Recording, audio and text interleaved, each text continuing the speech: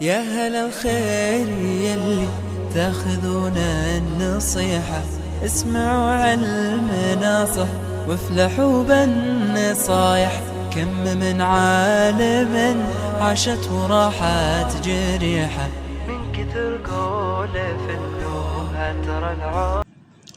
Salam alaikum wa rahmatullahi wa barakatuh. Je suis Ibrahim Abba, je suis membre de la LICAM. Je suis très honoré de prendre la parole pour participer à ce webinaire qu'organise la LICAM dans le cadre de renforcement des capacités des acteurs sociaux sur la gestion des projets communautaires. Il m'a donc été demandé de présenter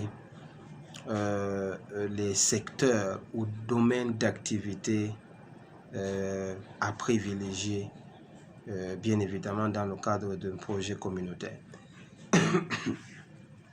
Alors, d'entrée de jeu, je dois préciser que un projet communautaire par essence devrait être ce projet porté par la communauté, donc une partie de la communauté qui aura ou a pour but de résoudre ou d'apporter une solution à un problème qui peut être spécifique prioritairement à cette communauté, ou encore un problème propre à l'environnement dans lequel s'est implantée ou se trouve la communauté en question. Et donc, de ce point de vue, je pense qu'il est important effectivement d'observer son environnement, d'abord l'environnement communautaire, et de questionner ce qui constitue des obstacles pour cette communauté, et donc porter un projet qui devrait en réalité, dont la mise en œuvre devrait apporter, comme je l'ai dit, la solution à cette communauté-là. Et donc, une fois cela dit, je pense que pour la communauté musulmane du Cameroun, il y a pas mal de problèmes que cette communauté fait face. Fondamentalement, moi je parlerai d'abord d'un problème éducatif. Pendant longtemps, si vous regardez la situation géographique là où se trouvent les musulmans en particulier, c'est des zones sur le plan éducatif étiquetées, pas à tort, certainement à raison, comme zone d'éducation prioritaire. Et pourquoi? Parce que le taux d'éducation dans ces zones-là se trouve en deçà de la moyenne nationale. C'est en l'occurrence la zone septentrionale. Et donc je pense qu'un des projets communautaires que devrait porter la communauté musulmane serait un problème d'éducation de jeunes garçons et de jeunes filles, pourquoi pas même des adultes de cette partie du pays. Et pour moi, un tel projet devrait naturellement bénéficier de plusieurs appuis. D'abord, l'appui de la communauté elle-même, dès lors que un problème est circonscrit, décrit, présenté, des objectifs peuvent être donnés ou fixés pour qu'ils soient atteints dans l'optique effectivement de résoudre un tel problème. Et de ce point de vue, les ressources peuvent être levées par cette communauté-là pour apporter des solutions. Autre chose qu'il me semble important de s'appesantir par rapport au projet communautaire, en réalité, comme je le dis, qui devrait apporter une solution au problème de notre communauté, c'est après l'éducation, c'est l'activité économique.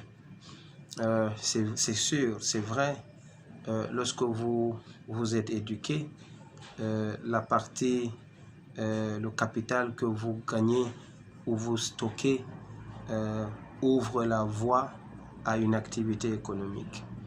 Et donc, où se trouve aujourd'hui la communauté musulmane du Cameroun relativement à cette situation. Vous allez voir que la majorité de ceux qui exercent comme activité économique, c'est naturellement l'activité de commerce. Parce que le commerce, on n'a pas besoin d'avoir un niveau d'éducation très élevé. Et donc, si vous questionnez où se trouve la communauté musulmane du Cameroun, en grande partie, parce que c'est cette communauté-là qui n'est pas très bien éduquée, et puis ils vont se retrouver, ou elle va se retrouver dans un secteur qu'on appelle le secteur informel, et en majorité le commerce, et encore le commerce pas d'envergure, mais de commerce d'un niveau relativement bas.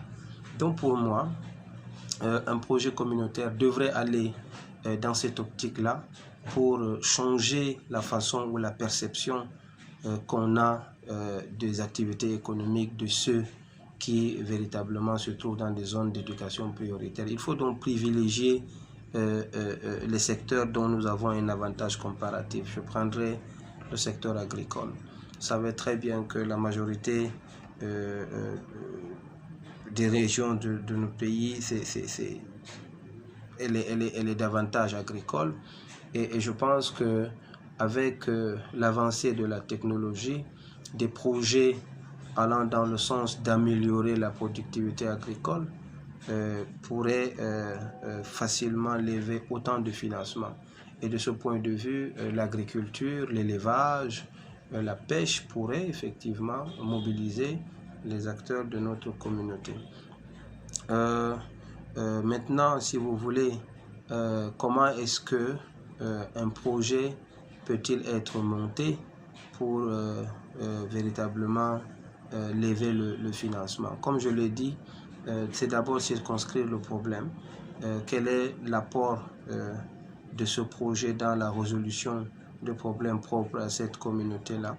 Une fois qu'on a pu identifier cela, on peut donc maintenant questionner les acteurs pour leur implication à la conception de ce projet. Et encore à ce niveau-là, il n'y a qu'une partie de la communauté qu'on peut mandater pour apporter une réflexion. C'est un projet, certes, projet communautaire, mais ce n'est pas toute la communauté qui va se retrouver autour de ce problème.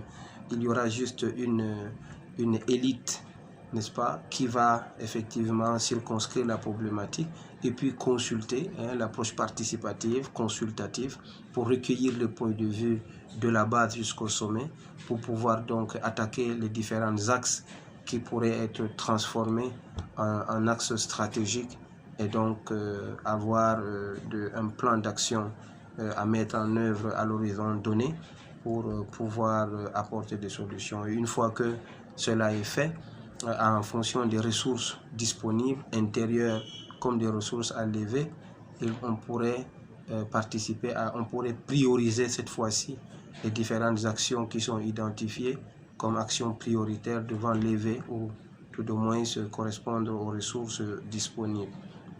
Donc voilà comment nous pourrions attaquer effectivement des projets communautaires pour résoudre le problème de notre communauté. Maintenant, je terminerai comme bonus pour dire que il y a aujourd'hui un environnement favorable au développement de projets dans notre pays. C'est le projet, le plan Terna spécial jeune, comme vous le savez, qui est un projet implémenté au sein du ministère de la Jeunesse, qui consiste à mettre les jeunes au travail à travers le financement, l'installation en auto-emploi ou en micro-entreprise, des projets dans le secteur agricole, dans le secteur de l'économie numérique, dans le secteur de l'innovation et puis dans le secteur de l'industrie. Ce projet, je pense que si la communauté construit un projet autour de ces différents secteurs, il y aura probablement une possibilité de lever le financement. Dernièrement, c'est ce que nous apporte le plan, la stratégie nationale de développement 2030, où il est prévu, n'est-ce pas, que l'État va développer ou va promouvoir les champions nationaux. De ce point de vue, je pense que la communauté, notre communauté, pourra profiter dans le cadre de l'émergence des champions nationaux, comme le veut le gouvernement, pour construire un projet, cette fois-ci, qui pourra, pourquoi pas, apporter une solution à un problème national et donc pouvoir bénéficier du financement de l'État et également s'inscrire dans l'histoire que la communauté musulmane a apporté une réponse à un problème national. Et là, j'invite mes frères, mes sœurs à lire ce document-là qui peut être consulté sur le site du ministère en charge de l'économie et d'apporter, n'est-ce pas, leur pièce à l'édifice de notre nation. Je vous remercie pour votre aimable attention. Assalamu alaikum wa rahmatullahi wa barakatuh. يا هل الخير يلي تاخذون النصيحة اسمع